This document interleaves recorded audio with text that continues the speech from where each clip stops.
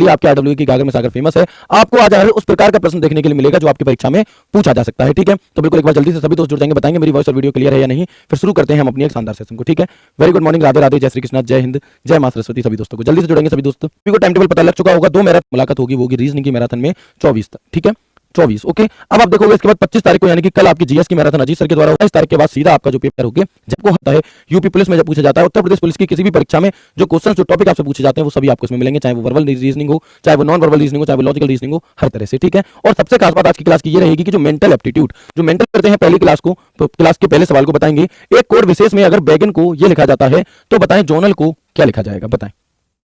ठीक है, पहला सवाल है आपके सामने कि एक कोड विशेष में अगर बैगन को ये लिखा जाता है तो उसी कूटबद्ध क्या किया जाएगा, जोनल को क्या लिखा जाएगा, बताओ। वेरी गुड, है ना। सभी दोस्त भैया कॉपी पेन लेकर के बैठेंगे और पूरी क्लास को जरूर सॉल्व करेंगे क्योंकि आज की क्लास आपके लिए बहुत ज्यादा हेल्पफुल रहने वाली है। 27 को मैराथन नहीं है क्योंकि सारे जितने भी आपके सब्जेक्ट हैं वो सब कंप्लीट हो जा रहे हैं इस वजह से। ठीक है, चलो तो एक बार बताएंगे इसका राइट आंसर क्या होगा आपका क्वेश्चन नंबर 1। ठीक है, समय लेना चाहें तो समय ले सकते हैं, वैसे हम आज बहुत ज्यादा समय आपको देंगे नहीं क्योंकि अब हम यहाँ पर एग्जाम में फाइनल टच के लिए काम कर रहे हैं, ना कि किसी चीज को सीखने के लिए। रिवीजन हमारा यहाँ पर होगा।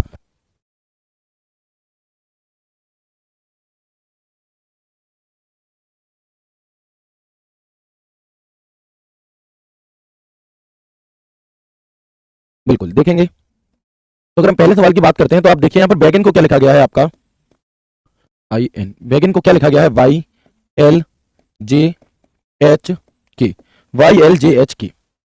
अब हम यहाँ पर देखेंगे कि अगर आप बिल्कुल बिगिनर हैं तो आप यहाँ पे क्या करेंगे, तो आप यहाँ पर अपना इनकी प्लेस वैल्यू लिखेंगे, उसके अकॉर्डिंग चीजें देखेंगे। अदरवाइज आपको ये क्या दिखनी चाहिए, ये प्लेस वैल्यू इनकी दिखनी चाहिए 2।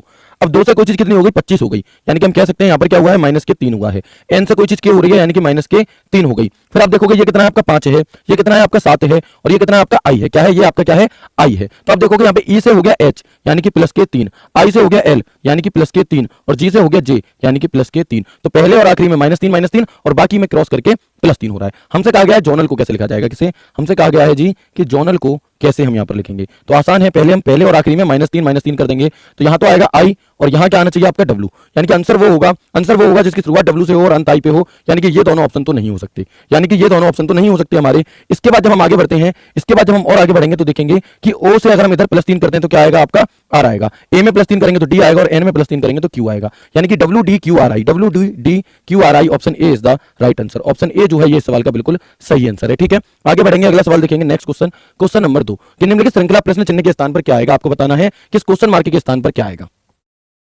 ठीक है, वेरी गुड, बताएंगे इस प्रश्नवाचक चिन्ह के स्थान पर आपका क्या आएगा, निम्नलिखित श्रृंखला में प्रश्न चिन्ह के स्थान पर क्या आएगा, ABXWEF क्वेश्चन मार्क IJ और PO। वेरी गुड,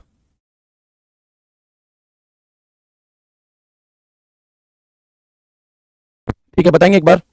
सॉल्व सभी को करने हैं, हर एक सवाल कॉपी पेन लेकर बैठना। अगर सिर्फ मूवीज ही देखोगे कि बस भैया हम बैठ के देख लेते हैं तो उससे आपको उतनी हेल्प नहीं मिलेगी जितनी आपको यहाँ पर क्वेश्चंस को करने से मिलेगी। ठीक है,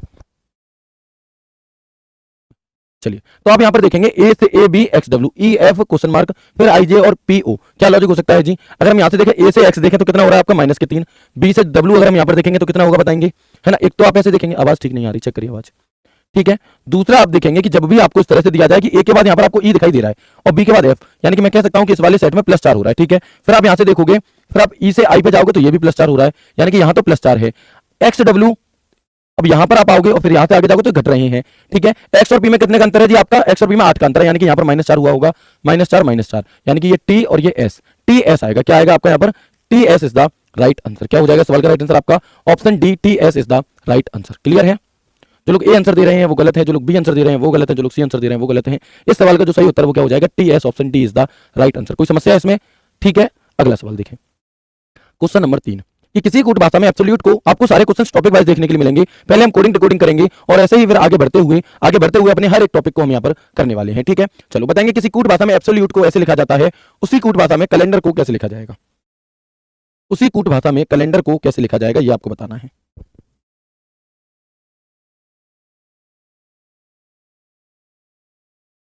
बिल्कुल, है ना, और साथ के साथ और साथ के साथ हमें ये भी देखना है, साथ के साथ हमें इसमें ये भी देखना है कि समय भी हमारा बचे। सवाल को कर पाना और सवाल को जल्दी कर पाना दोनों में अंतर होता है। हमें एग्जाम हॉल में सवाल को जल्दी भी करना होता है और सही भी करना होता है ना। तो इस सवाल को आप जल्दी और सही कैसे कर सकते हो?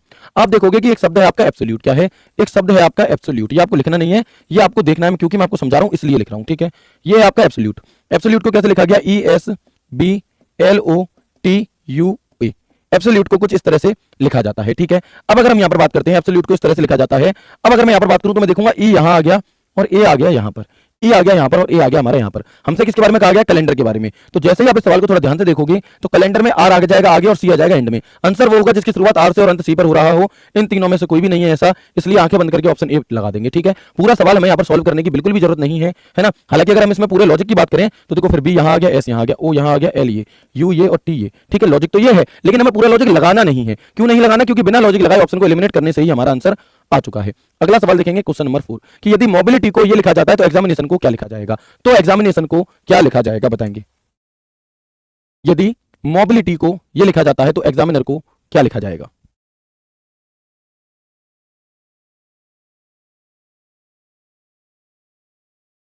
बहुत अच्छे, ठीक है। कि यदि मोबिलिटी का कोड ये है और तो एग्जामिनेशन का कोड क्या होगा? आसान सवाल है, थोड़ा दिमाग लगाइए और बताइए आंसर क्या हो सकता है ना। देखो, तो हर प्रकार का कोडिंग टू कोडिंग का सवाल मिलेगा, एक प्रकार का एक ही मिलेगा, यानी कि कोडिंग टू कोडिंग में बहुत सारे टाइप होते हैं, तो आपको हर प्रकार का एक सवाल मिलेगा। जैसे ये इस टाइप का क्वेश्चन अमूमन हमसे पूछ लिया जाता है और हम थोड़े से कंफ्यूज हो जाते हैं, नहीं होंगे। देखो, हमसे कहा है यहाँ पर कि मोबिलिटी को ये लिखा जाता है। अगर आप देखेंगे मोबिलिटी, मोबिलिटी, ठीक है।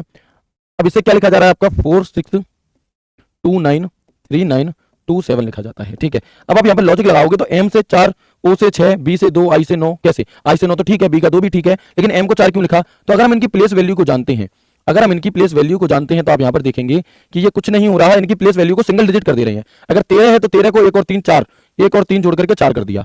15 था तो 1 और 5 जोड़ करके 6 कर दिया। ये भी ऑलरेडी सिंगल डिजिट है तो 2, आई का 9, 12 का 3, आई का 9, इसका टी का 2 और 25 का 2 और 5 7। ये लॉजिक है इसमें, ठीक है। हमसे किसके बारे में कहा गया? एग्जामिनेशन के बारे में। तो हमें ये लिखना नहीं है फिर पूरा, हम डायरेक्टली आंसर करेंगे दिमाग में बना करके कि एग्जामिनेशन का ई का 5, एक्स 2 और 24 होता है यानी कि 6, ए का 1, एम आपका 13 होता है यानी कि 4, आई आपका कितना होता है? 9, एन आपका होता है 5 हो जाएगा, ए का 1 हो जाएगा, टी का 2 हो जाएगा, आई का 9 हो जाएगा, 15 का 6 हो जाएगा, 9 का 5, यानी कि आंसर होगा 2965। आंसर होगा जिसके लास्ट में 2965 आ रहा हो, तो एक ही ऑप्शन ऐसा है, option B is the right answer. कौन सा? Option B is the right answer. अगला सवाल आपके सामने क्वेश्चन नंबर 5, बताएंगे सही उत्तर क्या होगा। क्वेश्चन नंबर 5 का सही उत्तर क्या होगा कि यदि लीडर शब्द को इस तरह से कूटबद्ध किया जाएगा तो लाइट को कैसे लिखा जाएगा? तो लाइट को कैसे लिखा जाएगा बताएं। यदि लीडर शब्द को ऐसे कूटबद्ध किया जाता है तो बताएं लाइट को कैसे लिखा जाएगा। Very good. अगला सवाल है आपके पास क्वेश्चन नंबर 5, बताएंगे आंसर क्या हो सकता है इसका।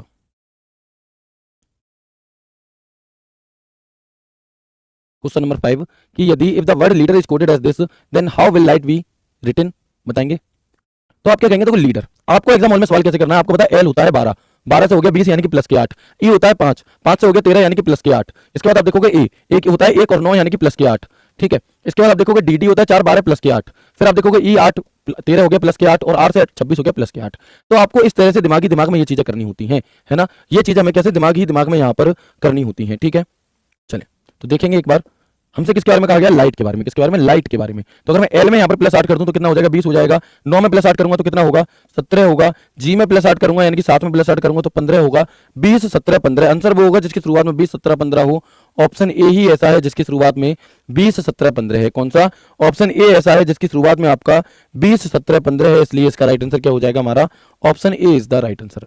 अगला सवाल है क्वेश्चन नंबर 6, देखेंगे और बताएंगे इसका सही उत्तर क्या होगा। चलिए अगला क्वेश्चन देखेंगे, बताएंगे आंसर क्या होगा।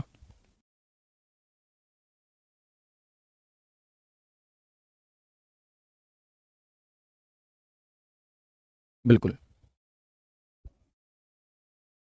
बताएंगे क्या होगा इसका राइट आंसर आपका। अगला सवाल हमसे यहां पर कहा गया है कि यदि किसी सांकेतिक भाषा में ऑर्गेनाइजेशन को ये लिखा जाता है और ऑपरेशन को ये लिखा जाता है तो बताओ सेपरेशन को क्या लिखा जाएगा, है ना। बड़ी बात ये नहीं है कि आप सवाल का आंसर दे कैसे रहे हैं या दे पा रहे हैं या नहीं दे पा रहे, बड़ी बात ये है कि आप कितने